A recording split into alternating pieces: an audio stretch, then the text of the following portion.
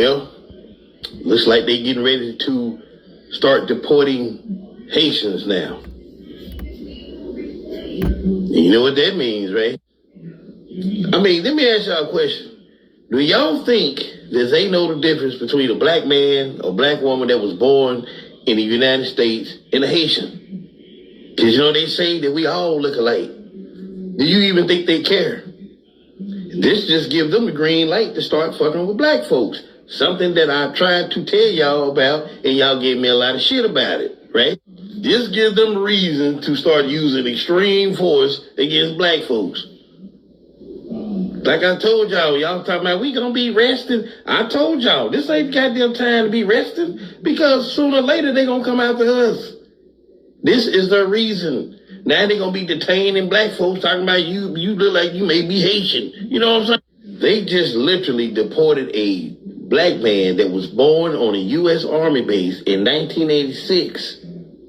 His dad served in the military for 20 years. They just deported him to Jamaica. This brother was born on a U.S. Army base in Germany. And his dad is an American. What kind of shit is that? This is the shit that I've been trying to tell you political black folks. That they are going to be fucking with every black and brown motherfucker that they lay eyes on. That's why I said this ain't no goddamn time to be resting, because they going to be fucking with us next. Best believe that shit.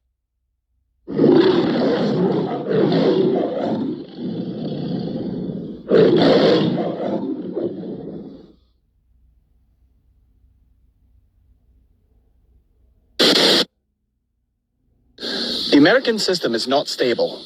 It's not sustainable. And despite the flashy lights, record stock market highs, and manufactured optimism, deep inside, everyone knows something is deeply wrong. The truth is, we're not avoiding collapse. We're mid-collapse. What we're witnessing now is a slow motion fall cushioned only by illusion, distraction, and digital dopamine. And if you're still living like the system is solid, dependable, and recoverable, you're asleep at the wheel of a burning car. Let's start with the basics. The United States government is over $34 trillion in debt. That's not just a number. That's more than the entire US GDP. That means if we took everything the country makes in a year, every product, every service, every paycheck, every transaction, and gave it to the federal government, it still wouldn't cover the debt. And worse, we're borrowing just to pay the interest. In 2024, we passed $1 trillion per year in interest payments alone. That's over $3 billion per day paid to banks, foreign nations, and investors just to keep pretending the machine is still running. Where's that money coming from? The answer is simple. The Federal Reserve is creating it out of thin air. This process, known as quantitative easing, is just a fancy way of saying we're inflating the money supply to delay the inevitable. It's modern alchemy. But unlike ancient gold, this alchemy decays value. It dilutes every dollar in your bank account. Since 2020 alone, over 40% of all US dollars in existence were printed. Let that sink in. Almost half of the money in circulation today did not exist just 5 years ago. And you wonder why groceries, rent, and gas are off the charts? But this isn't just about the economy. The entire governmental structure is built on sand. Congress is dysfunctional. Executive agencies operate like private kingdoms. Lobbyists write the laws, and both political parties are little more than competing brands of the same broken oligarchy. We don't have representation. We have regulatory capture. Just look at how banks write banking laws, how Big Pharma funds the FDA, how defense contractors shape foreign policy. The military-industrial complex isn't a conspiracy theory, it's a business plan, and every war, every conflict, every arms deal is profit. Then there's the dollar itself.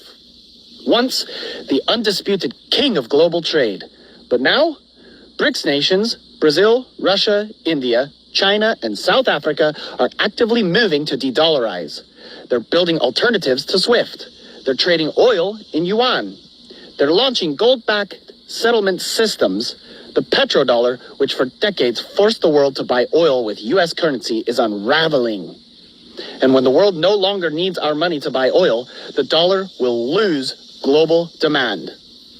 That's when the inflation we export to other countries comes flooding back home.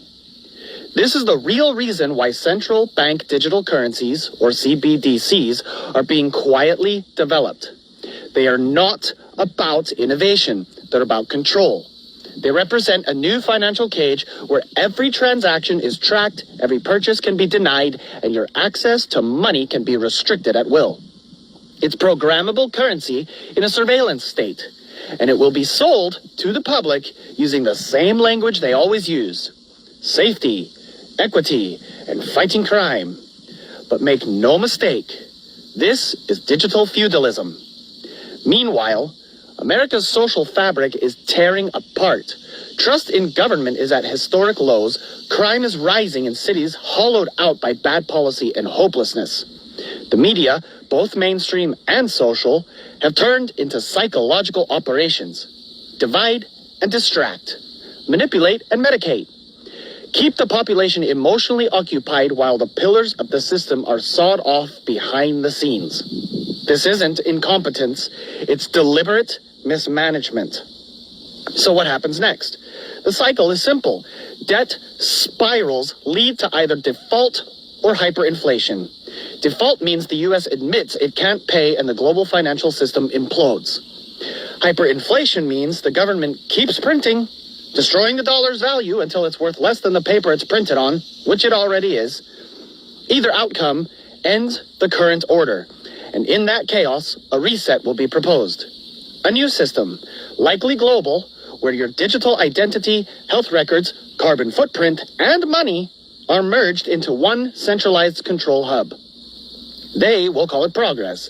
They'll call it the solution. But it will be a prison dressed up as utopia.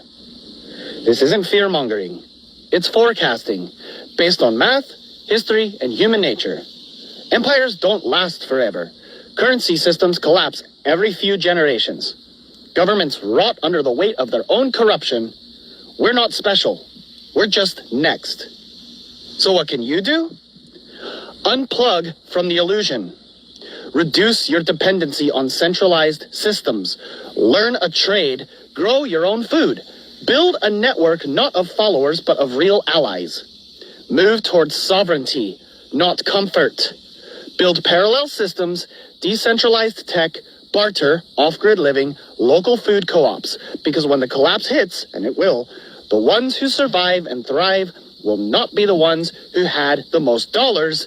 They will be the ones who stopped believing the dollar was their god. Wake up. The empire is falling. Don't get crushed underneath it. Be the fire that rises from the ashes.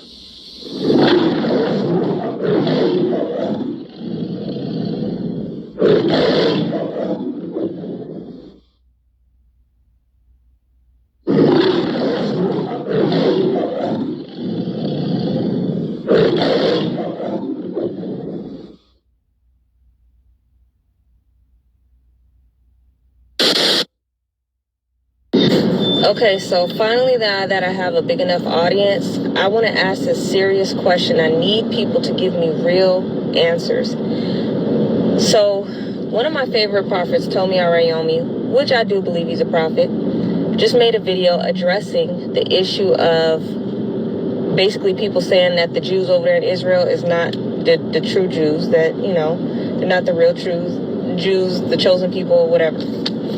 And he's basically defending them. And I don't have a problem with that. Everybody can believe what they want. Fine. But I just have a really hard time believing that they are, because nothing about them as a people lines up with the Bible. Like, nothing.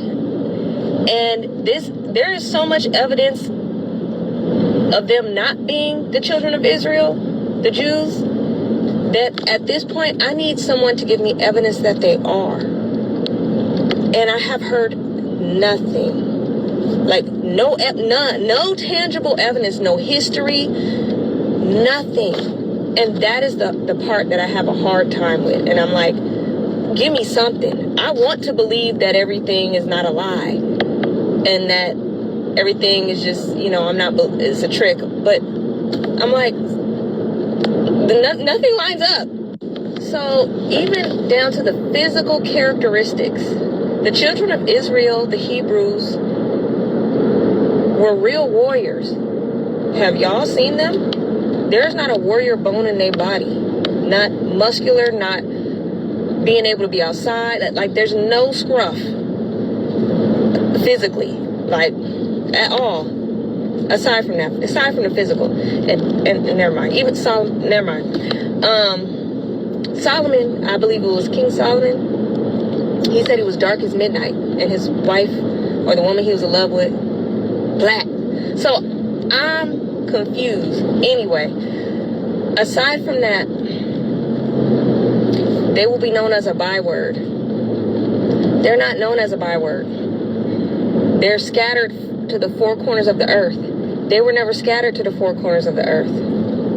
They will be gathered back. When they came over there in 1948, there was a war where they moved in people out of they spot and they took over. But nobody talks about the war. Anyway, history of slavery. Now, the children of Israel stiff-necked it, okay? I mean, constantly being enslaved. There's no history of them being slaves. There's no history of them being slaves. None of the curses of Deuteronomy 28, it's not there. It's not in their history. It's in our history. Hebrews were everywhere, the four corners of the earth, even before slavery. The Hebrews were in all four corners of the earth before slavery. I just read this last night. Anyway, I mean, just any of the characteristics of the children of Israel, they have none of them. And so I'm like, somebody please give me evidence that they are. And nobody has done that. There's nothing. It like disheartens me because I'm like, this is a prophet that I really trust, that I really believe. I do believe he's a prophet. But on this one, I'm like, okay, I want to believe it too, but they don't line up at all. And they've already admitted that they're not the true Jews, and this is what confuses me because I'm like, even the people from that religion have already admitted they're by conversion. They're not the original Jews or Hebrews at all. So if they've already admitted it, and I'm talking about rabbis have admitted they're not Judah, they're not from any of the. Ask them what tribe they're from. They've already admitted they're. And then blood testing is illegal in Israel. Why? Because it would connect them to Europe. They're Europeans. From the Caucasus Mountains, from the caves, y'all. Just like the rest of Europe. So, I really want to believe that it's real, but there's just nothing that anyone has brought. Any evidence that's been brought up is quite literally the opposite of the narrative we've been fed. And the crazy part is the Bible is about us. Saying that we won't even know who we are. We just dry bones, y'all. All the things that have been done to us is literally in the Bible. It's not in their history. So that's what I'm not understanding how. And we can't forget that the Jews funded slavery. Whose ships were they on? They were Jewish ships that were built by the Jews, or at least funded by the Jews. I don't know who built them physically. I mean, there's so much evidence against it that I'm like, Can someone give me something that does line up? Anybody? But it's silence. That's the only thing.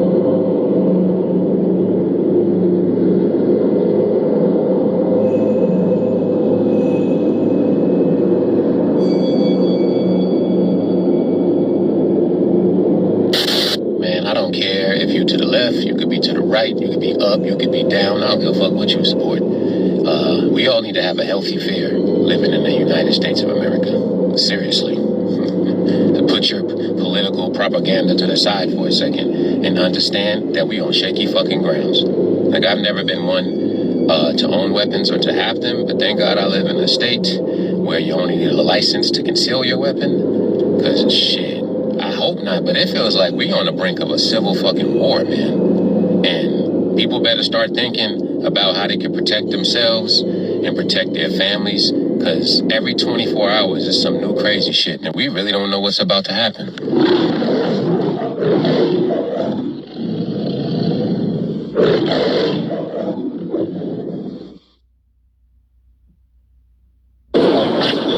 Shalom, Yasha Allah, Shalom.